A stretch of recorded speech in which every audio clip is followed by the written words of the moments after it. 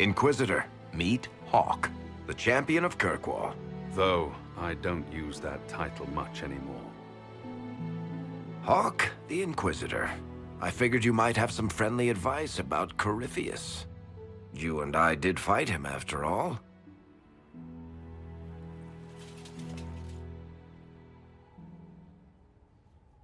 You've already dropped half a mountain on the bastard. I'm sure anything I can tell you pales in comparison. Oh, I don't know. You did save a city from a horde of rampaging Kunari. I don't see how that really applies. Or is there a horde of rampaging Kunari I don't know about? I am a horde of rampaging Kunari. So then, what can I tell you? Varric said that you fought Corypheus before. Fought and killed. The Grey Wardens were holding him, and he somehow used his connection to the Darkspawn to influence them. Corypheus got into their heads, messed with their minds, turned them against each other. If the Wardens have disappeared, they could have fallen under his control again. If that's what happened to the Wardens, do you think we can free them? It's possible. But we need to know more first. I've got a friend in the Wardens. He was investigating something unrelated for me. His name is Stroud. The last time we spoke, he was worried about corruption in the Warden ranks. Since then, nothing. Corypheus would certainly qualify as corruption in the ranks. Did your friend disappear with them? No. He told me he'd be hiding in an old smuggler's cave near Crestwood. If you didn't know about Corypheus, what were you doing with the Wardens? The Templars in Kirkwall were using a strange form of lyrium. It was red. I'd hoped the Wardens could tell me more about it. Corypheus had Templars with him at Haven. They looked like they'd been exposed to the lyrium you describe. Hopefully my friend in the Wardens will know more. I'll take any lead I can get at the moment. Good. I'll do whatever I can to help. Corypheus is my responsibility. I thought I'd killed him before. This time, I'll make sure of it. Inquisitor.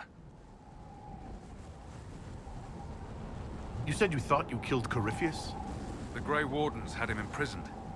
They used my father's blood in a ritual to seal Corypheus inside.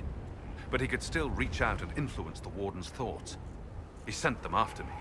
And I didn't just think I killed him. When the fight was done, he was dead on the ground. Maybe his tie to the Blight somehow brought him back. Or maybe it's old Tevinter magic. But he was dead. I swear it. Where did you go after the mages rebelled? I heard the Chantry might be sending an exalted march to Kirkwall to put down the rebellion. We thought that leaving would save lives, and force the Divine to divide her forces to hunt for us. But all the circles were rising up by then. We helped a lot of them take that final step.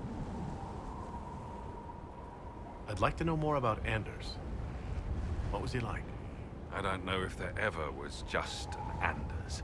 There was a voice in him, driving him toward justice for the mages. So loud that it drowned everything out. Even me. I heard that you two were close. When someone betrays you like that, it takes a long time to get past it. I don't know if we ever have, but I can't just give up on him. He'd be here now if it was anyone after me but the Wardens. Anders used to be a Grey Warden. I couldn't risk exposing him to whatever they're going through. It went poorly the first time we met Corypheus. I heard you had family and friends in Kirkwall. Where are they now? When the Wardens began acting strangely, I had my friend Aveline take my sister out of the Free Marches.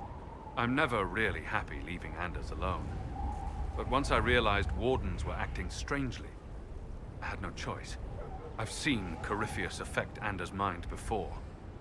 If he was involved, I couldn't risk it happening again.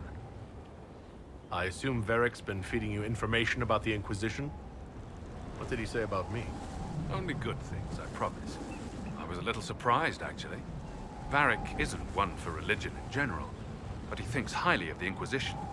I think the exact phrase was, "has a good shot at fixing Blondie's mess."